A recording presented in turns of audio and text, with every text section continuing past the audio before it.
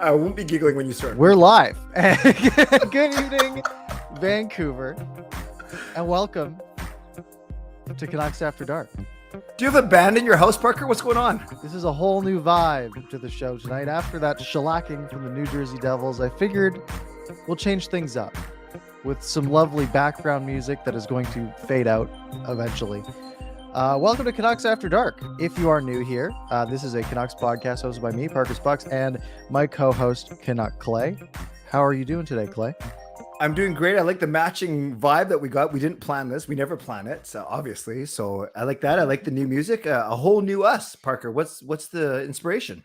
I just wanted to change things, and they to our streaming software that we use. They added in background music, so I figured we'd try one of them out for today's show, and it is obviously perfect, and we will never go back. Although I feel like it has completely thrown me off kilter.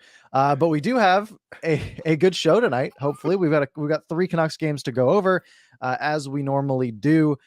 We've got some excellent goaltending to talk about from Yaroslav Halaq. We've got a bunch of other good stuff, and it's going to be a fun show. Yeah, I thought maybe you wanted to change it, and I'll be ready next time you press go. I'm sorry, I wasn't ready, but I got so excited grooving to the music, and I thought maybe you want to change things up, just like the Canucks decided to change things up tonight. But maybe we'll go in order, and we'll get to tonight eventually. Yeah, so let's start with. You want to go? Do you want to just? The game was today. I feel like we have to touch on it. All we're gonna say is the Canucks didn't play very well, and I think that's kind of the gist. They played okay. The defense was bad. The goaltending was bad. They lose 7-2. Halaq lets in 3 goals in the first period, 3 goals in the second period, gets the hook. Demko comes in for the third, for the second half of the second period, plays excellent as he tends to do. And then that was it. The Canucks scored 2 goals that didn't matter, and they lost on the second game of their 4-game road trip. And that was kind of it. Parker, I was on the road as I tweeted at you. So I didn't see the first 2 periods. I didn't bother watching the third. Tell me, were the Canucks as bad as 6-2 would indicate? Was Halaq as bad as 6-2 would indicate? They were very porous tonight. They were. If you looked at the shot counter, you'd think it was a pretty even game. You had the Canucks putting up 13 shots in the first period, and the Devils had 9. But you look at natural stat trick, and high danger chances were 4-2 in favor of the Devils. The second period, you look at the shot counter, 11, or no, sorry, that's not shots, 12-12. In the second period, high danger chances 5-2 in favor of the Devils. You look at the third period, shots 13-12 in favor of Vancouver again, high danger chances 7-3 in favor of the Devils. So the Devils had the share of all of the dangerous chances, 16 high danger chances for the Devils tonight. And the Canucks were just porous. The chances that they got didn't feel very dangerous. It didn't feel like a lot was going to come from them, and the chances the Devils got were just all in tight and prime scoring opportunities, a couple of which Halaq should have had, and that's going to happen if you allow 6 goals on 14 shots or whatever it was. But it's not like the defense was doing the goaltender any favors tonight. And that's kind of the vibe I got is, of course, it looks worse because this is the game that ultimately triggered Halaq's bonus. I get that. So the optics do not look good, but I saw more people saying that it was the team that was bad. And of course, there's some people that saying Halaq needs to make a save. I get that. But I saw a lot of people saying, no, is the entire team kind of like you said, porous. It's a good word, or not a great word, but yeah. There's a couple things on this. One of them is, it's a back-to-back game. The team's kind of not playing to their best. That's part of it. But it really seems like they play a lot worse in front of Halaq. I don't know if it's a confidence thing. I was mentioning earlier that, I feel like if I have a bad goalie behind me, I play a little bit worse too. It's because you're trying to compensate, right? You're worried about making mistakes, so you make more mistakes, if that makes sense. You're not like free flowing. You're overthinking things a lot. And there were 4 defensemen tonight that had mistakes that directly led to goals. 4 different defensemen for the Vancouver Canucks, which is not too great. Now, I closed my notes on the game because I was upset at the game, but as I pull them back up here, February 28th. So there was the first goal, Oliver Ekman-Larsson, terrible giveaway in the offensive zone. does this weird spinorama weak pass to the middle of the ice right to Devils player. So it's 2-on-1 the other way, and Jack Hughes scores.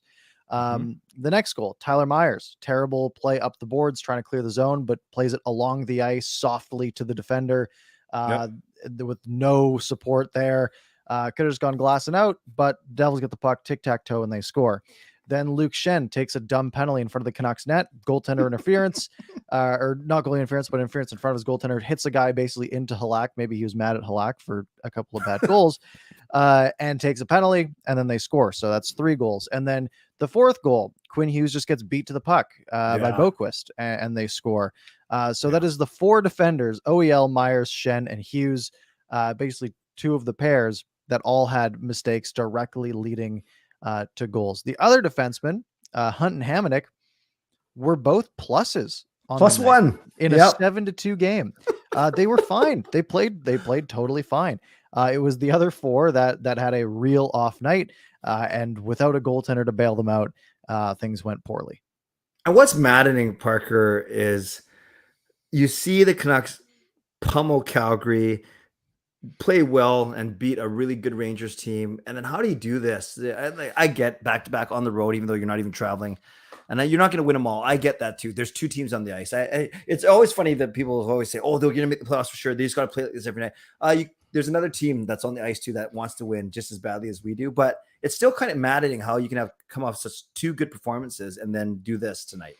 Yeah, and what matters a lot is how the Canucks are going to bounce back. They've done really well at bouncing back lately. We've seen, after most of their losses lately, they have won the following game and done it quite handily. But yeah, if we want to touch on those 2 previous games, we'll come back to this one because we do want to talk about goaltending a little bit.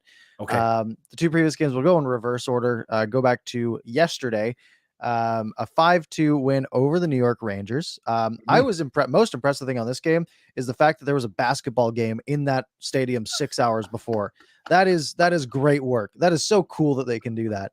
But honestly, this was a really good game for the Vancouver Canucks, a 5-2, pretty handy victory, with a lot of help coming from that secondary scoring, so to speak. Yes.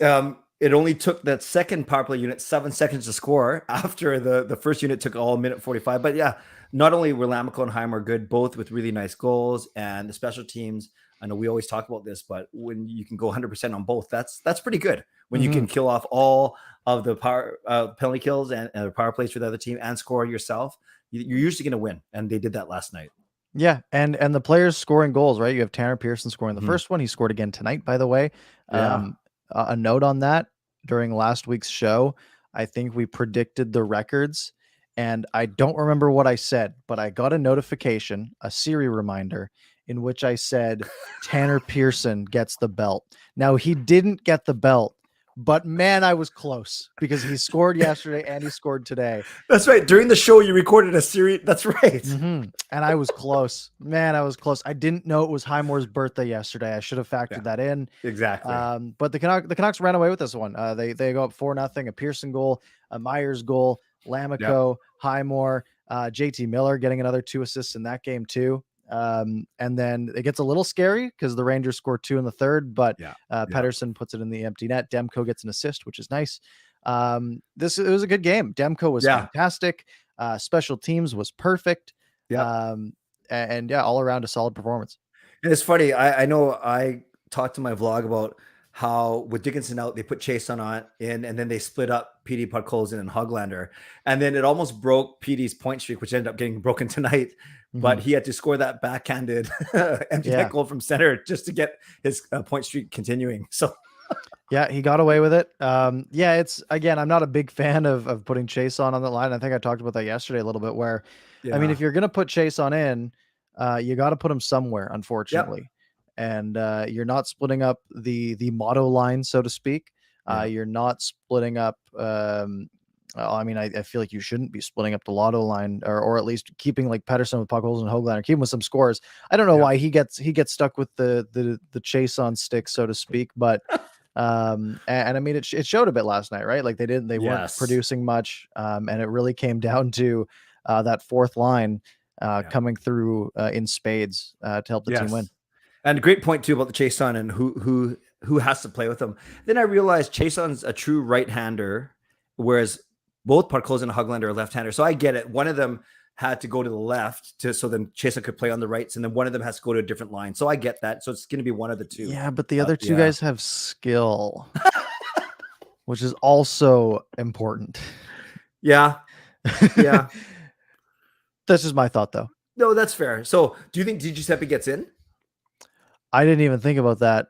I forgot about that name. Yeah. Oh, that'd be sick. Let's do it. Let's get him in there. That would be awesome. Bring him in for Chason. Okay, let's do it. Let's see what happens on Thursday. I'm so sold. That is the easiest spell of all time. Parker. Yeah. And then before this Rangers game, the Canucks had a game against the Calgary Flames at home. Yeah. And it was a rout, to be honest. It was a collapse of Jacob Markstrom, which we don't see very often. Kind of nice that it happened there. And overall, I mean, the Canucks just couldn't stop scoring. They kind of chase Markstrom, but kind of not, because they broke his skate. And then he didn't bother coming back in because Vladar got scored on the first goal. But let's just sort of go over this game quickly. Nothing happened in the first period. Canucks score 5 goals in the second, and it's all the big names. Pettersson scores on the power play. Miller scores on the power play. By the way, both goals were excellent. Both great shots that beat Markstrom, both high stick side, which I noticed that you had called out on Twitter there, that they had the read. Horvat scores a goal coming up late on that rebound, and then Markstrom breaks his stick while the Canucks are on a skate while the Canucks are on a power play. He doesn't have quick release blades in his skate, so they can't fit it back in, so he has to go. It's like, there's only a minute and a half left in the period, just leave and then we'll get the other guy to cover for the minute and a half. He gets scored on the first shot. I mean, unsavable, really, a really nice play. It's 4-0, and then Miller scores again with 4.1 seconds or whatever left in the period, and the game's basically over at that point. And then they scored, Garland scored, and then Pettersson had a shorthanded goal, which was a great shot. And then that was kind of it. Mangiapane breaks the shutout late. But just a rout against the Flames, which if you're going to go on a rout against any team, the top team in the division seems like a good choice. I was lucky to be at that game, and a full house. Obviously, the prospects of taking down a 10-game win streak, which we did. And of course, wearing the flying skates. Parker, your opinion on how they looked in them? They looked absolutely fire. It is such a good look. We had a lot of discussion in my post game about this.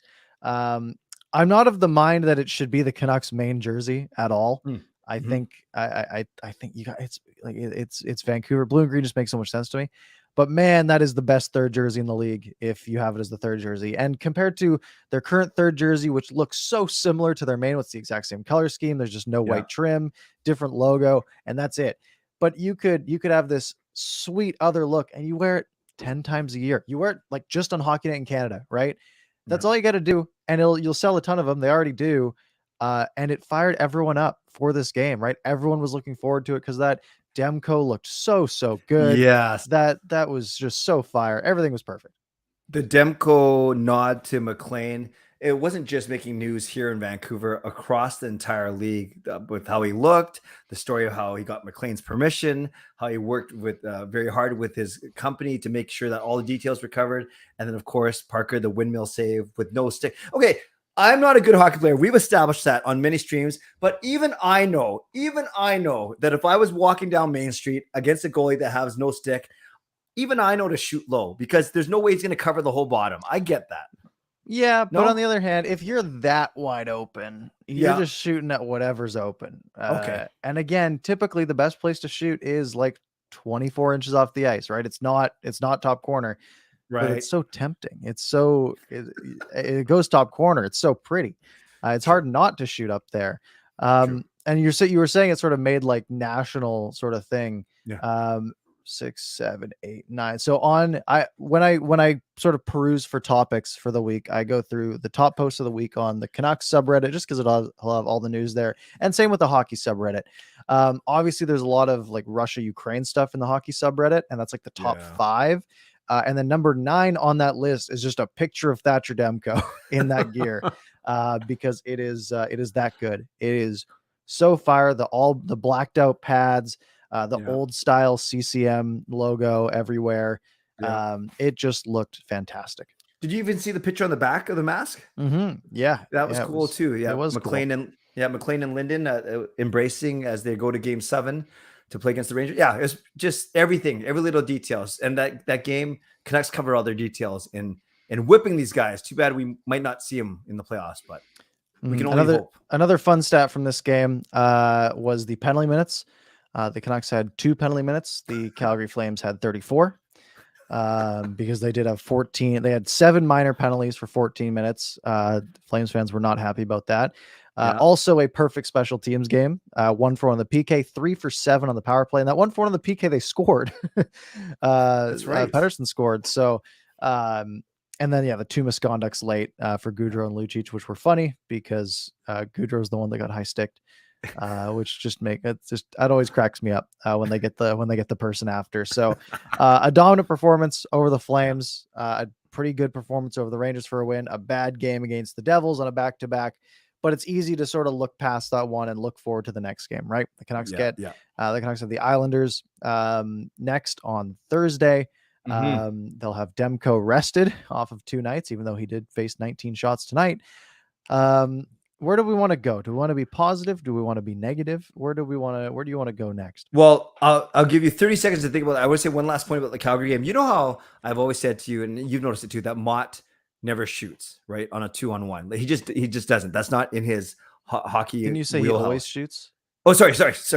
He never passes. Yes. Thank you. That wasn't a test. That was my bad. He always shoots. He never passes. But on that time, it actually worked because his shot, I think, gets blocked. It goes to the back. Hanifin then puts it up the middle, and that's led to Horvat's goal. So once in a while, Mott's lack of passing does work out for the team.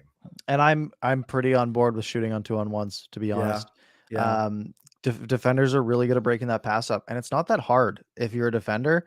Like it's genuinely not that hard because literally all you have to do, if you lie down at the right time, there's nothing they can do, right? Unless they wait for you to slide by. Like it's pretty easy to defend that, but a shot on net, you can try to go for a rebound, things like that. Right. So it did work out in that case. True. Let's do some positive notes because you did just talk about Tyler Mott. Let's talk about that line as a whole because they have been on absolute fire lately. You know, we talk about that game against the Rangers where we have Lammikko getting a goal, Highmore getting a goal. I don't think Tyler Mott even got a point that game, which is surprising. But they have continued to just be an absolute force. Even in their 13 minutes a night that they're getting, they are the most noticeable players out there at times. And all 3 guys, we could talk about each of them. And it's funny because Tyler Mott is a UFA. Maybe we'll get to this, but the other 2 guys are RFAs, only making $750 for Lammikko and $725 for Highmore. So what a steal. You're getting that line for what's that? 1.5 plus 2.7 for your whole 4th line. Now, Lammikko, to me, he drives the line, not just because he's the center, but because he's the center. He takes the draws. He's really improved on his faceoffs. And I remember when he first came here, Parker, I just thought he was kind of just gets the puck and does a wrist shot on net and play kind of dies and he works hard and that's it. But last month, we've really seen that he's got a lot more confidence. He's got skill, skating backwards and deflecting that one yesterday, and he's winning faceoffs. I really like his game, regardless of who we traded him for. I really like his game. I think he's been a revelation. And that's a good point on the faceoffs, right? I mean, he's only in his 3rd NHL season, right? And he's 26 years old. But his 2 years in Florida, he had a 43% and a 45% faceoff percentage. And that was something that was noted when he was brought in that trade. Some people pointed out like, okay, well, this guy doesn't win faceoffs, which is not ideal. And I mean, he's literally listed as a winger anyways. But he's improved that up to 51% on this year, which is excellent. Wow. It is a big upgrade over even Jason Dickinson, who we're not seeing in the lineup right now, but he has really sort of made that 4th line role. All 3 of them are excellent 4th liners, and like you said, 2 of them being RFAs this year makes things a little interesting because you should be able to re-sign them at fairly cheap deals, right? They're not commanding huge raises. Yes, Highmore's on pace for like 30 points if he played all season, which is pretty good. Lammikko's on pace for about 20. I imagine Tyler Mott isn't on pace for that many. What's he at? Let's see. He's on pace for about 25, 26 points this year. Yep. So sure, like these guys can probably make a case to be in the $1.5 million range. I mean Tyler Mott more, Right. because Right. he's been a little bit more proven for more years.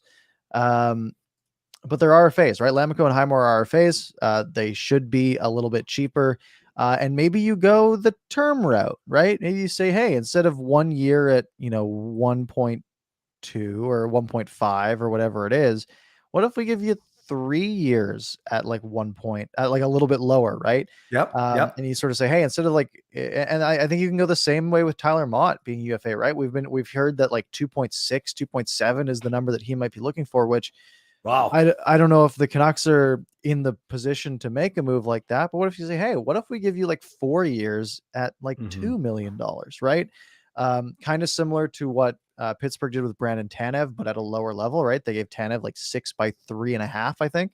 Yes. So when you have these players, and that's so low risk, right? If you're going $2 million, if 3 years from now Tyler Mott isn't good anymore, then you can send him down to the minors, and it's only $1 million off your cap, or it's probably less by then.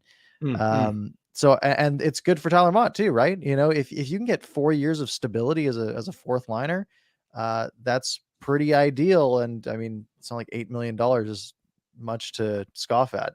Right, right. And we can use Tyler Mott's contract as a comparable, the way his career arc and his contracts have gone, maybe as a comparable for Highmore and Lamico. So Mott, he had his 3 year entry level at 925 per, which is normal, fine.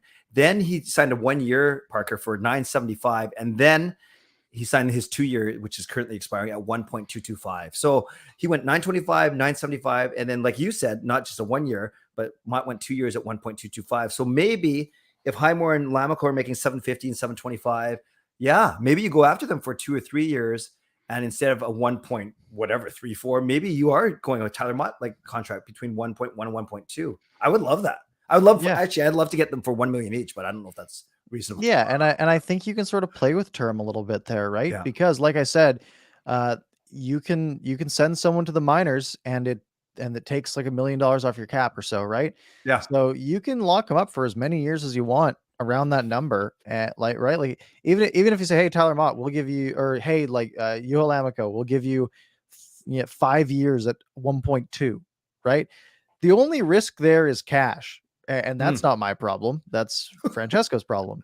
And it's not really Jim Rutherford's problem either, Patrick Alvin's problem. So that's a route they could go. I don't know if that's the way they will go. Yeah. But Yeah. I mean, Yeah. these are guys who have sort of had a real breakout here, right? Yep. In that fourth line role, the three of them have developed a lot of chemistry together. They're all having career years, right? Not like it's a crazy achievement, but I mean, Tyler Mott's best year, he had 16 points in 74 games. He has 13 points in 40 games this year. Mm. Hmm. Matthew Highmore has never had more than 6 points in a season, and he's got 9 this year. Yeah. Lamico is only in his third year, but he had 6 points in his first year, 5 in his second year. This year, he's played about the same number of games. He's at 12, right? Yeah.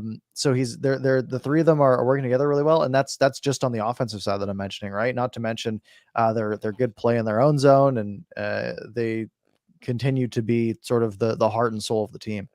And I think I'm not sure we were joking about it last week when I know it was my buddy who actually tweeted it, but I saw some people saying these three guys, when you look at the guys they traded for, it's basically the Ulevi, Gaudette, Vanek line, which is pretty funny. Yeah, I mean, hey, the fact that Thomas Vanek, I mean, we thought that trade was a waste, right? We're like, Yeah. Yeah. well, we would have rathered a third round pick or whatever, right? Then Mott, yes. But Tyler Mott has been absolutely fantastic. Obviously, UC Jokinen wasn't that big of a deal. Yeah. Yeah. And then Lamico, who we picked up for Ulevi. Yep. Not to mention Noah Juleson as well, who's playing well for the AHL squad. And then Matthew Highmore for Gaudette. And I mean, what's Gaudette doing this year? Yeah. Gaudette, Where is he? What's he doing? is he even in the NHL right now? Why isn't he? Oh, there he is. He has played. So who was it? It was Highmore. Highmore has played 28 games. Gaudette has played 31 games across his two teams, Chicago, and then he got picked up by Ottawa, which was off waivers. So Chicago lost him for nothing anyways. And And yeah, Gaudette has 13 points this year. Highmore has 9. Okay. And Highmore's much better defensively Yeah. than Gaudette was. Yeah. So Yeah. I think that's looking okay. Okay. Wow. So predictions, is Mott here at the end of the season? No. Yeah, That's my move him. prediction. That's not necessarily my hope. Yeah. Yeah. I think if you're looking at people who you can get value for who are on expiring contracts, I think if they're smart, they talk to Tyler Mott soon and they say, hey, let's talk extension now, right? If the numbers are too far apart, you trade them, right? Yeah. They still have 3 weeks. They have 3 weeks before the trade deadline. You can sit down with Tyler Mott and you can say, hey, this is what we think you're worth on an extension, whether that's 2, 3, 4 years or whatever at $2 million, maybe even more. And if they're $1 million apart, or if they're, $600,000 apart or whatever, and that's too much for them to bridge the gap on, then they can say, okay, well, maybe we can get, a pretty decent draft pick for you. Or they say, hey, we think you're worth this. And they say, we agree. And then there's like, hey, let's just lock him up, right? Because timeout's a great piece to have. And he might not have a long career. Most fourth liners don't. But I would totally be okay with Tyler Mott being one of those players that you see in a Canucks uniform for their whole career. Maybe the Canucks agree with you, trying to bump up his trade value because he got put on PD's left wing starting the second period tonight. Yeah, which him and Höglander switched. Yeah, right. Which again, I think is more of a Höglander statement than a Mott statement at this point. Right. Yeah, and honestly, I don't think that helps his trade value at all. I think his trade value is way more helped if he keeps playing with Lammikko and Highmore. True. Because I think scouts look at that and be like, I've never heard of these guys either, really. And they are playing very well together. Let's get a piece of that, which I think would be pretty fair. Oh, well, so many questions heading into this trade deadline. I've been up and down after that Anaheim loss, that blitz. Why do we keep giving up 7 goals, by the way? So after we lost 7-4 to Anaheim last Saturday, I was like, there's no way this is a playoff team. We got to make some really hard decisions here. And then they rattle off wins against Seattle, who you should beat. Then Calgary, New York. I'm like, oh my gosh, they're 3 games out with a couple games in hand. I get it. But maybe, and 14% chance of playoffs, as you know, you're the one who tells me these things every day. And you're like, wow. And then they do this tonight. Yeah, they're a real inconsistent team, right? Yeah. It's a team that on their best of nights, they can go out and they can run the Flames out of the building, or they can, stave off the Maple Leafs for 2 periods basically and hold on to a win. Or they can go out and get beat bad by the worst team in the Metro. It is a real hit or miss squad that sort of lives or dies by goaltending for the most part.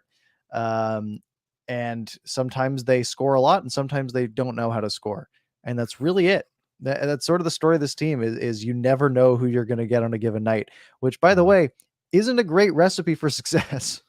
No, it's not. It's not very confidence instilling. That's for sure. No, it's not. Speaking of not very confidence inspiring. Nice segue. Let's go into the goaltending. So here's the deal. The Vancouver Canucks have one of the best goalies in the NHL. Yeah.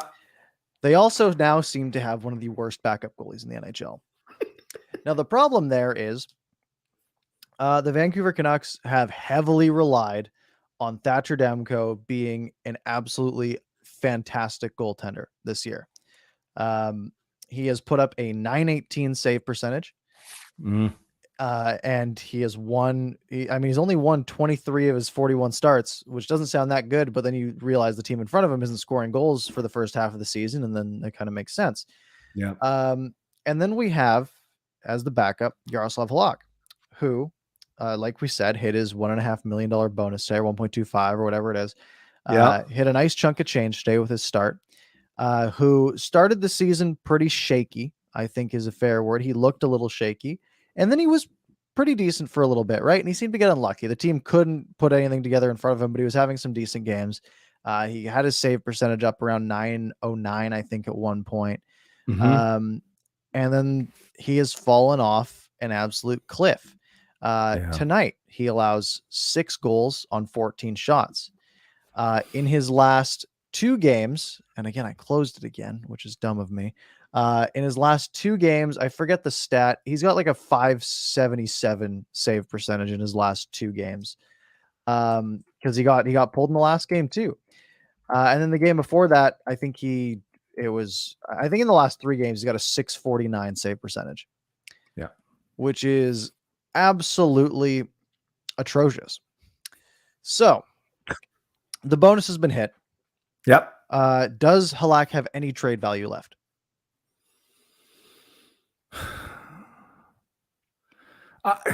I think he does. I think he has a little bit. I still think there will be a team that's going to look at Halaq as an upgrade, insurance as an upgrade over their backup. I do think there are teams out there. I don't know who. I can't think off the top of my head.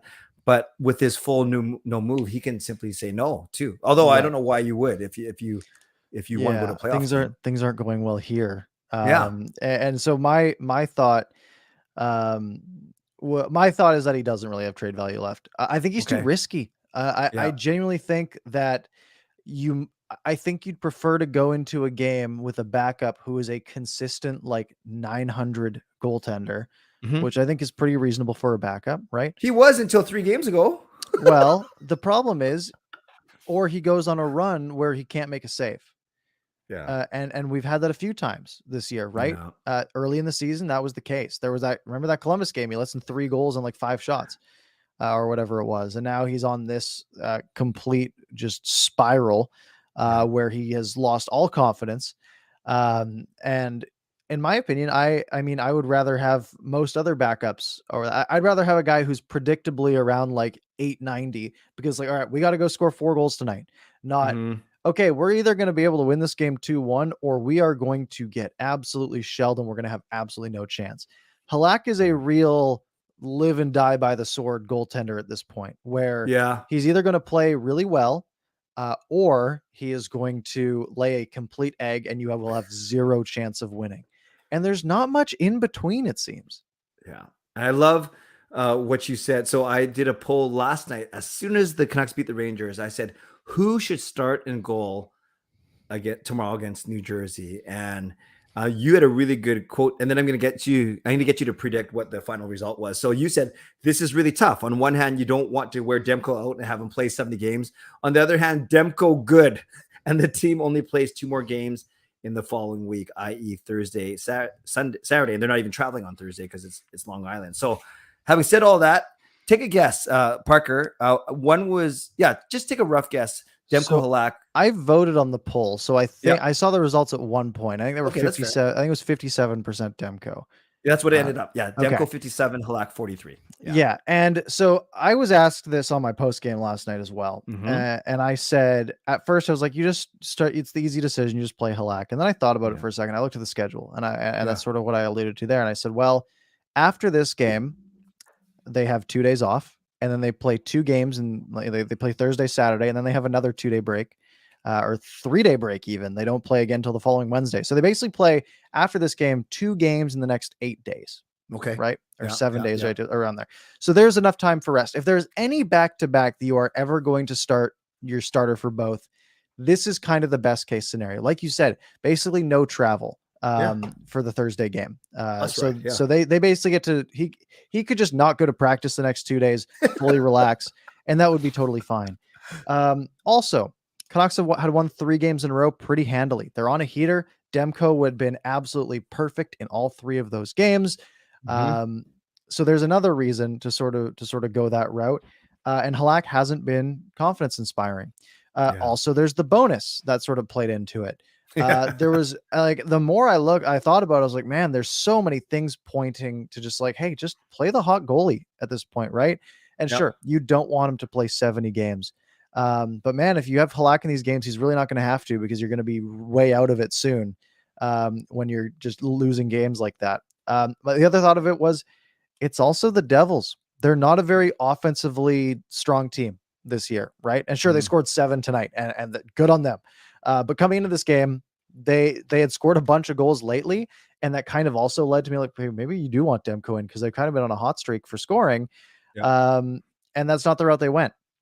Now, I don't Yeah. know if that is a Boudreaux decision. I don't know if he defers to Ian Clark more so Right. on that, because I know he's said in the past that that's sort of his MO. But I think it's sort of the easy decision, because I think Mhm. it's really easy for the coach to say, "That was a back to back. We played our other goalie," right? If he had put Demko in and Demko had played bad, it would have been very easy for everyone to say, "Well, yeah, you should have started the backup. It's back to back games, right?" So I think he went with the easy textbook decision, and it backfired, because now Demko still had to face 19 shots tonight, which isn't a ton, but I mean, it was supposed to be a rest day. Yeah. Um, and they got absolutely pummeled. So it Yeah. kind of was a lose, lose, lose all around. Yeah, the way you lay it out, Parker, that makes a lot of sense. Why you would play Demko, and here's one more that I'm going to add to your argument. Which I now you've convinced me of. Hindsight being 2020. Imagine if the Canucks win tonight, and yes, sure the other teams have a couple games in hand. You're now only 1 point out of a playoff spot, and I just think psychologically that makes a big difference because the Kings Mhm. they're getting pummeled by Boston as we record this, so they're going to lose. But that's not the team they're chasing anyways. So you come with 1 point of the wild card, and yeah, now there's a few games before you play next, and other teams could move. But psychologically, I think that says a lot. And who gives you a better chance to win? Demko? Is he tired? Probably not. Is he want to play? Probably. But I think you're right. I think Boudreaux does defer to Ian Clark, and he said as much as you said. And Clark, I'm sure they've mapped out the plan for the rest of the season, right? Not just Mhm. game to game. Yeah, Oh, and you do mention, yeah, 1 point out is big psychologically, right? Because yeah. you look at it, and sure, they would have had, like, Vegas, they would have been 2 points back of Vegas, right? It's Like, that's crazy. that's not just 1 point of the playoffs. That's 2 points away from being, like, Third. in the top Yep. three in the division, which might be what they need to do to make the playoffs at this point, with Yes. Dallas in the mix in the Central. And you look at that and you're like, well, Vegas is a really good team. If we can be close to them, maybe we can be a really good team. And it does help you psychologically, especially if you have won 4 games in a row and you're that close and Yes. thinking, hey, well, boys, let's go win one more. Let's go beat the Islanders, right? And Yeah. then if you Yeah. pull that one off, it's like, all right, now we have the Maple Leafs, but we are hot. We have won 5 in a row. We are in a playoff spot, maybe at this point, or right on the edge of one. Why can't we go out and win this game? And it does, psychologically, it does help a lot. So Mm-hmm. maybe this is a one-off. Maybe they go out, they have Demko back for the next few games, probably until March 20th, right? And that's a game Yeah. against Buffalo. I think Halak can pull it off. Man, I hope so. And if not, I bet Spencer Martin can. We'll get to that.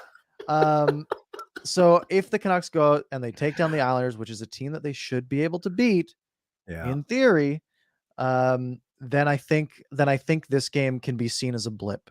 And it's fine to have a blip, because look, if the Canucks had lost this game 3-2, it's the same result on the scoreboard or on the Mm-hmm. standings, right? Mm-hmm. Sure, they wouldn't have had a negative goal differential again, which they got back in the plus yesterday for a short period of time, Yeah. Yeah. um, but yeah, you can get shelled, but hey, maybe this gets the team to work harder and come out Thursday and try to make up for it, because we have seen them answer back in the past. I'd like to say we can beat the Islanders, but remember what happened last time they played us in Vancouver, February 9th. That was not pretty. It wasn't, but hey, maybe Yeah. maybe that motivates them even more. Yeah. Hopefully. Yeah. So we know Demko's starting the next game, and we know he's starting the next. We know he's starting the next 8 games, because the next 8 games takes you to a back-to-back against Calgary on the 19th and Buffalo on the 20th. Keep Mm-hmm. in mind, their next 2 games after that are also back-to-backs on the 23rd and 24th. Oh, So interesting. we're probably going to see Halak twice in a 5-day span. Okay. And there's some tough teams there. It'll be the Flames and then the Sabres back to back. Like I said, Halak probably gets the Sabres, if not Spencer Martin. And then it's the Avalanche and the Wild. And then also on a back to back, and that's on the road as well. And it's a less than 24-hour turnaround. Oy. So that's sort of a scheduled loss, and that's kind of 2 scheduled losses there, because Colorado's just that good. So when we get to that point, what are we thinking? Because that's going to be right before the trade deadline. So Right. likely, if Halak is going to be traded at the trade deadline, this was probably his last his last hurrah, like his last sort of scouting before getting traded. That's why I'm leaning to believe that he doesn't have trade value, because I don't think we see him again, except maybe they play him on the 20th. Because the trade deadline's the next day, but that seems a little risky. Shutout, yeah. Right, yeah, he gets a shutout, and then the Canucks trade him for a 4th-round pick, and everybody's happy. Spencer Martin comes in for the next back-to-back, gets a shutout as well, and the Canucks make the playoffs, right? That's the dream. Although that seems unlikely. So, what do you think the Canucks should do? Do you think Halaq should play even another game for the Canucks, or do you think maybe it's time to bring back Spencer Martin?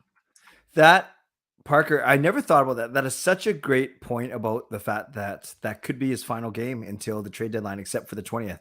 And by then you've already made up your mind.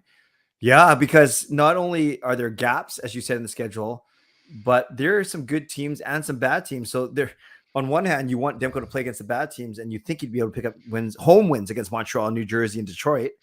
And then you still have tough games like Washington, Tampa Bay. And here's the other thing: if they trade Halaq, that team's got to pick up his bonus too.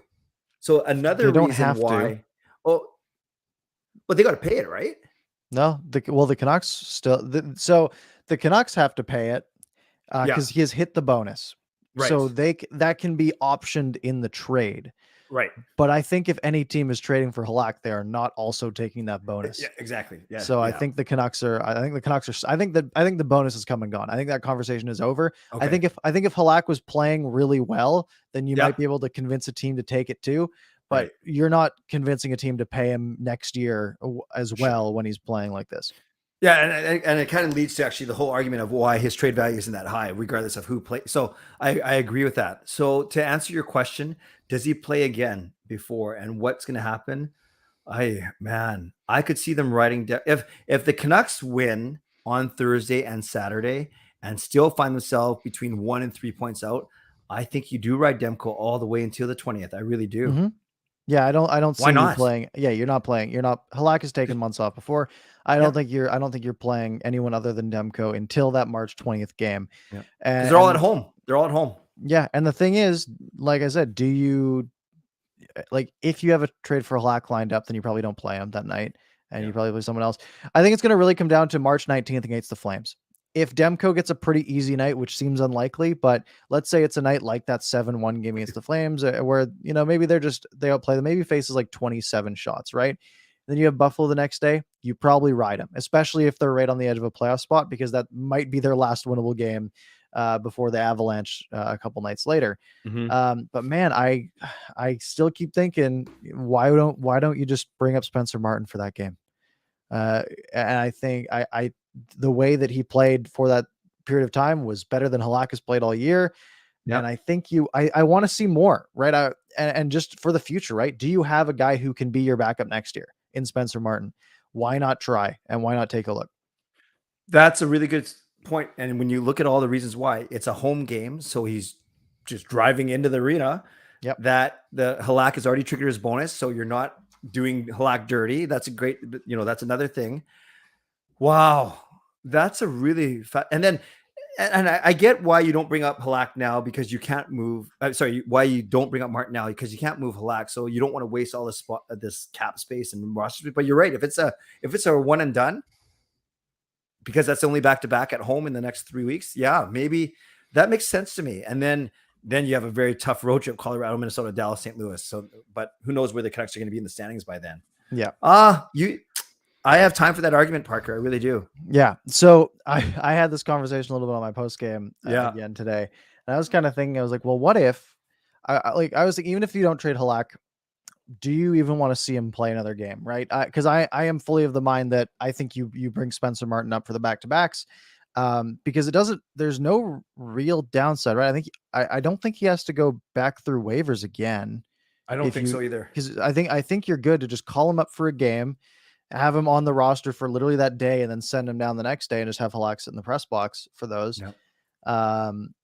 And then you're just kind of good. It's like I said, it's like you said, it's an hour drive, right? It's not like a crazy flight over cross continent flight. Yeah. The Canucks, I think, only have 3 back-to-backs the remainder of the season, right? It's 3 games we're talking about.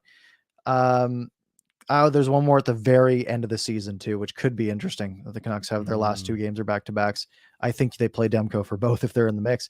So yeah, we might be talking about 3 games here. And in that case, I think you play Spencer Martin, and I think Halaq retires and he never plays another NHL game. That's my hot take.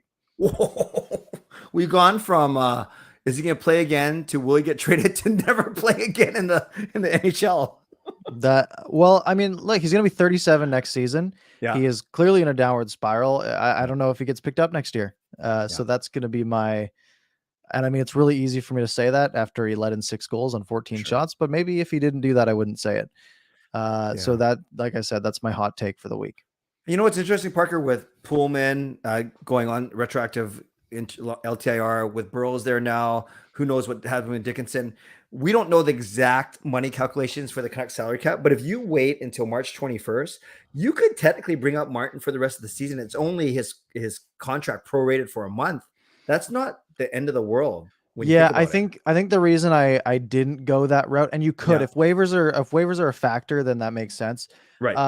The Abbotsford Canucks, I think, play like 15 games in that month. Okay. And I think they're gonna want him to get games. They have a really long homestand where they play in like 10 days. They play 6 home games. It looks like. So in sort of late March, early April. And I think they're going to want him for those. I think I want him to play those as well. But I think especially if he's playing well in the AHL, which all signs have said he is, right? He's got a 915 in the AHL this year, which isn't crazy good, but it's fine. Yeah. So yeah, I think that's an option you have on the table. And then that way you also have the flexibility to have, 3 scratches in the press box instead of just 2. If you have 3 goalies on the roster for the game. Parker, the only way this would be a juicier story. Imagine if today somehow was Halak's only 9th to start. Can you imagine if it was his 9th start today? Then we'd be debating for 2 months whether or not he's going to play again.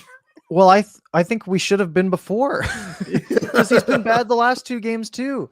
Yeah. But I mean, yeah, either way, I think I've seen enough is where I'm at. And I'm ready to move on. Sounds like it. All right. Was there anything? Do you want to do a quick preview on games this week? What do we got? We've got only 2. There's only 2 games before the next Canucks After Dark. There's Thursday, 4:30 in Long Island at the UBS Arena against the New York Islanders. Thoughts on this game coming up? What's your prediction here? Yeah, when you said UBS, I thought you were telling me that I talk too much. So 6-3 Islanders last time on. That's the one where they raced up to a 5-0 lead against us, right, at home? Yeah, and the Canucks were like, "Oh, let's make it interesting," and then it wasn't interesting enough. Is that a Halaq start too? Probably. I don't remember. I don't remember Demko. The only game that Demko got ran out was the Anaheim game. Right? Yeah. So Halaq let in 7 goals on 12 shots. 5 goals on 12 shots, sorry. And then Demko came in and stopped 14 of 15, as he does. And the Canucks almost came back and won it. I'd like to sit here and no, I'm not just like to. I will sit here and say that the Canucks should win. If they have, I think their professional pride should, and I get it. The Islanders are trying to win too, but I think the Canucks bounce back. I really do. I don't think they're going to blow the Islanders out because the Islanders still can play stingy, although they have had a disappointing season. But I think the Canucks can win to set up for a big match against Toronto. I really do. It's weird. In February, we played the Islanders and then we played Toronto, and we're doing the exact same thing. That's strange. Yeah, it was odd. It's a team that the Canucks should beat. Genuinely, and I mean, we're talking about a team that is.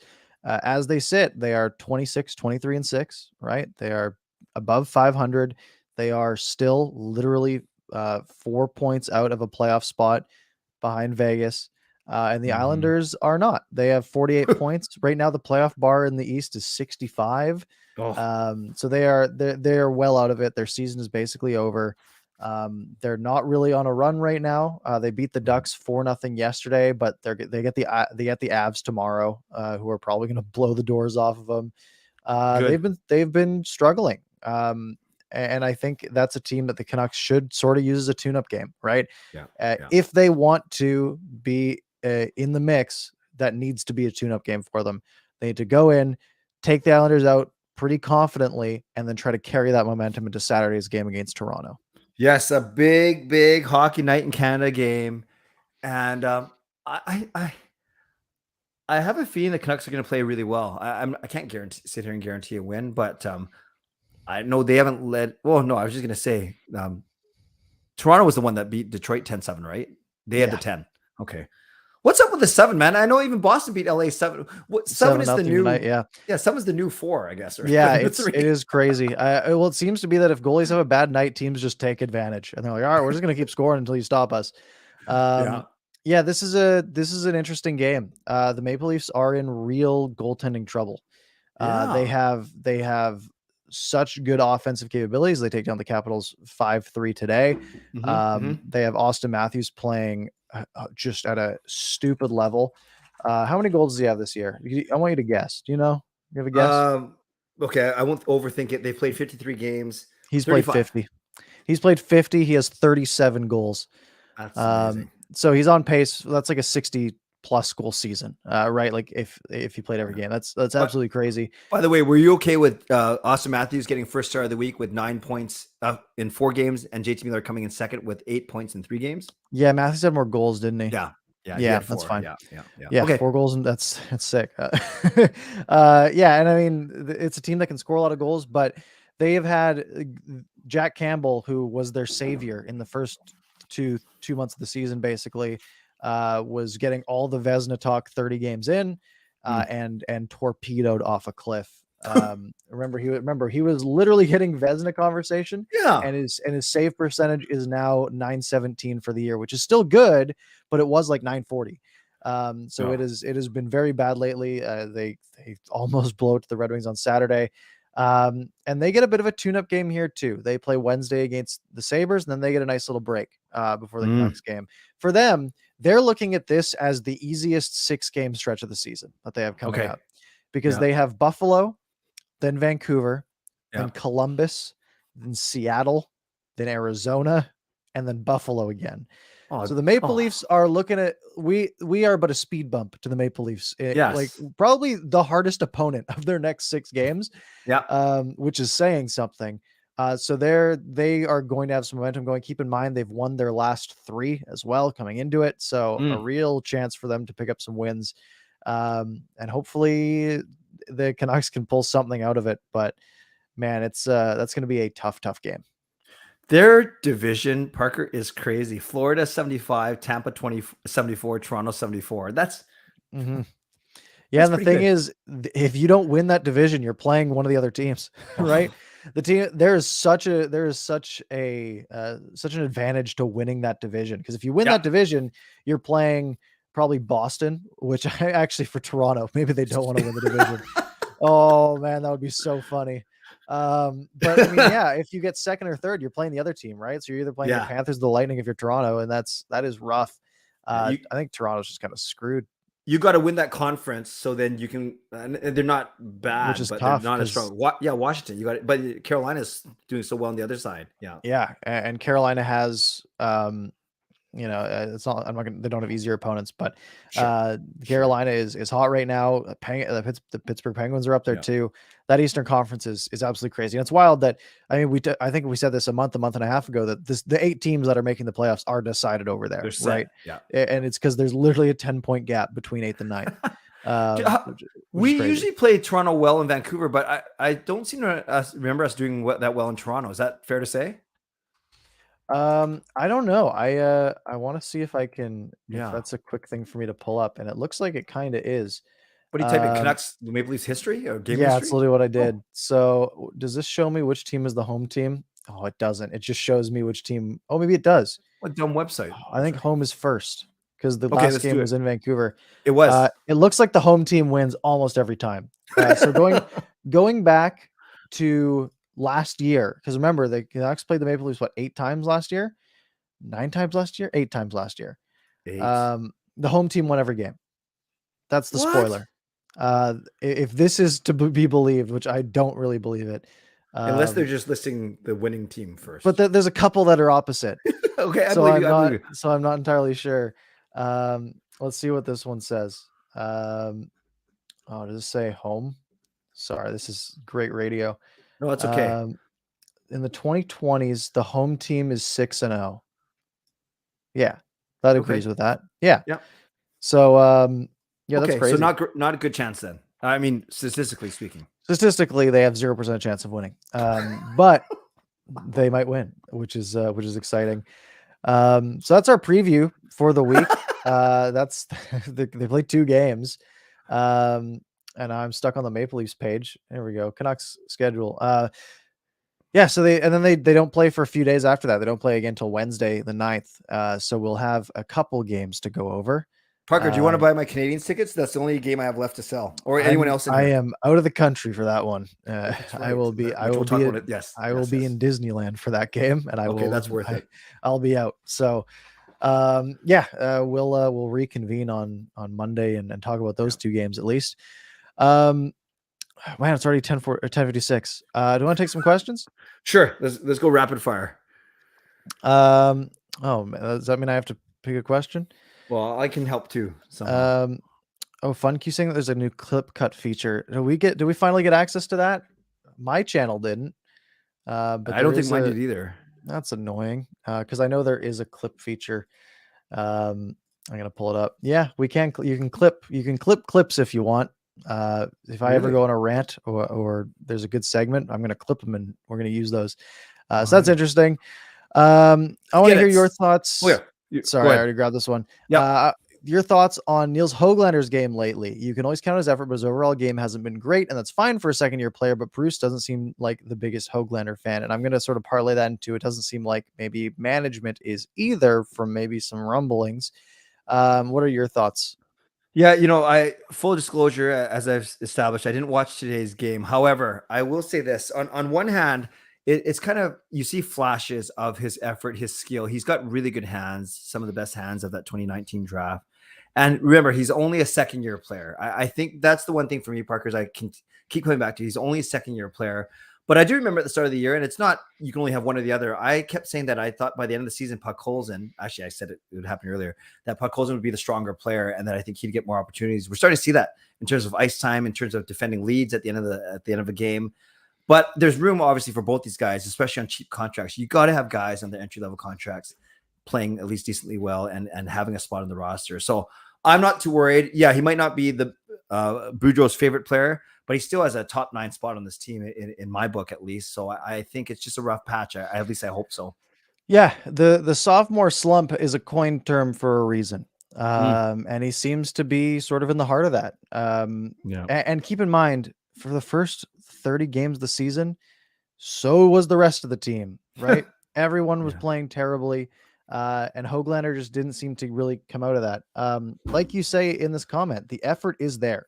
It just doesn't seem to really be working. And I'm not too worried. We saw what he can be last year, and sure, some people flash and fizzle out, and it happens, but he doesn't seem that it doesn't feel like it to me, because he doesn't seem like he's sort of given up. He's still always working, and just because it's not working, I mean, what would you rather have him out of the lineup and have someone else in at this point? Probably not, because then we're talking probably about Phil DiGiuseppe, right? And I'd rather him take Jason out.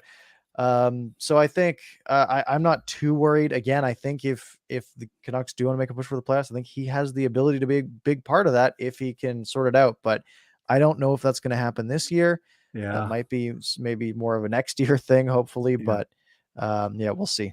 10 minutes here, 11 minutes there, a -3 tonight. Not the best look, that's for sure.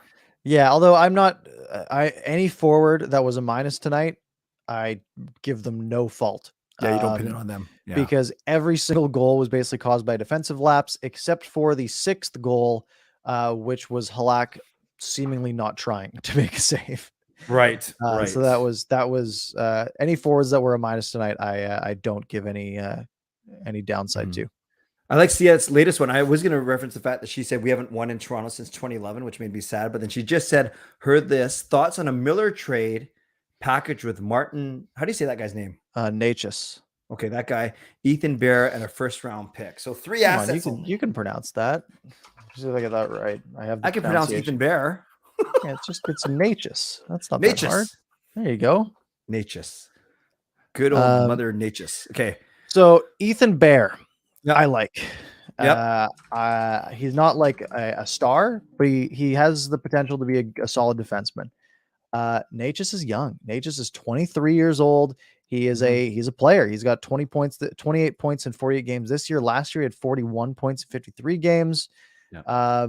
He's an RFA, right? Obviously, he's going to need a contract this year. He's going to get paid decently well, right? Maybe in the $3.5-4 million range or so would be my guess. Just looking at his points, I have no comparables or anything like that. And a first, it's going to be a low first. Yeah, very low. Yep. Which same with any team that would be really interested. Ethan Bear is 24. He'll be 25 next season. He's a +9 this season. 8 points, 38 games, which seems fine to me. Look, I think that is two decent players. And they're not JT Miller, right? But I don't know if I'd hate it. I don't know if I'd love it either. I think they can do better. Yeah, I like Natchez. I do. I think he's really good. I would try and squeeze one more asset out, whether it's a prospect or a lower pick. I don't know. Yeah, I think the Canuck, like, because look, if you're looking at Natchez and he's a center, he's 23 years old, right? Yeah. If you're thinking 2 years from now, he is, a 60-point player, which he's capable of, right? I mean, he was on that pace last year in the shortened season, and this year, I mean, he's on like a 50-point pace. That's really solid, right? That's literally that's a player who projects as a second line center in my eyes. Yeah, pretty reasonably. The Canucks have a number one center, Elias Pettersson.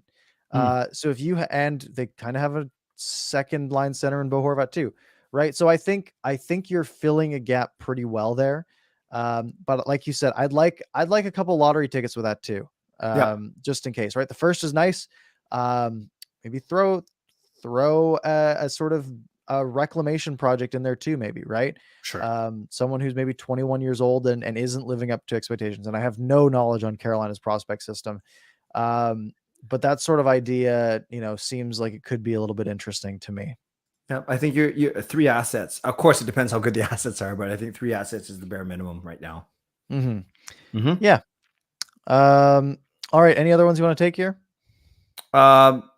Take Marcus's. If Sutter's healthy, do we try to bring him back next season? I say no. Yeah. Where do you put him?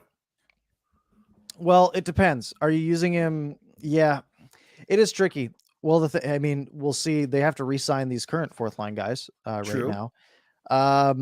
Sutter's a good fourth line center. Unfortunately, an entire year off is not good.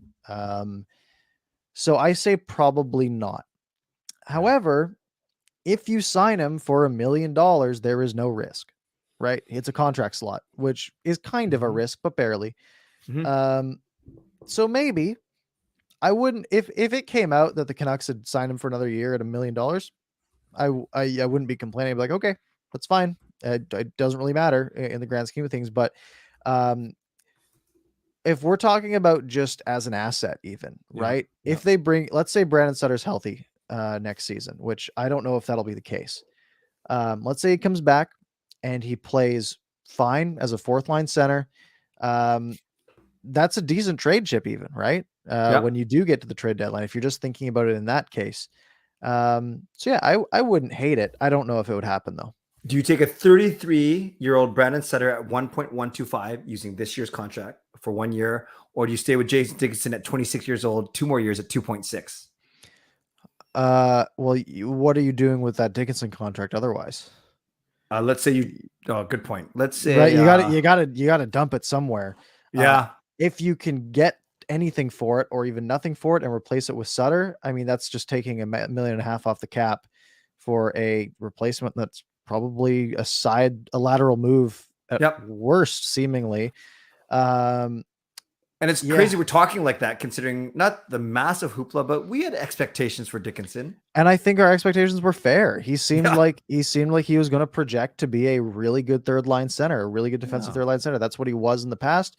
He just hasn't been that here. Now, whether or not that is adjusting to a new team and, you give him another year and maybe he's better next year, right? That's always possible. but it's also possible that he doesn't get better, and then you're stuck with that 2.6 million on the cap for the next 2 years. And for a team that's already capped out and not in a playoff spot, that can be hindering. Right. Okay. Well, I guess we don't have to worry about it till we hope he gets better first and foremost for him and his family. That's the most important thing. Yeah, of course. All right. I think we should wrap up there. So thank you all very much for joining us. If you missed any part of it, feel free to rewind. It'll also be up on your favorite podcast platform momentarily. If you could give us 5 stars on Apple Podcasts, that would be sweet. There's there's probably a link to the Apple in the bottom in the description. Click on that. Clay, any parting words for tonight? Hopeful that the Canucks can turn it around. I always battle head and heart playoffs, build a team for the future, but I get excited when they are at least in the race. So hopefully they can finish off this road trip with 2 strong performances. You? I agree. I think they have the potential to make things interesting here. Yeah. And we have said for the last few months that the next couple of games are going to decide things. And they seem to just sort of continue to stay on that same trend and never really swing wildly one way or the other. But hey, at least we're in the situation to talk like this, because 2 months ago or 3 months ago, whatever it was, that seemed outlandish at best. So let's just enjoy the ride. We will be back next Monday, 10 p.m. At our normal time. And that's it. Thank you guys for watching. I hope you enjoyed the little background music. I'm going to play it. It's going to play us out. Okay. I'll be ready. And thank you guys very much. And we will see you next week.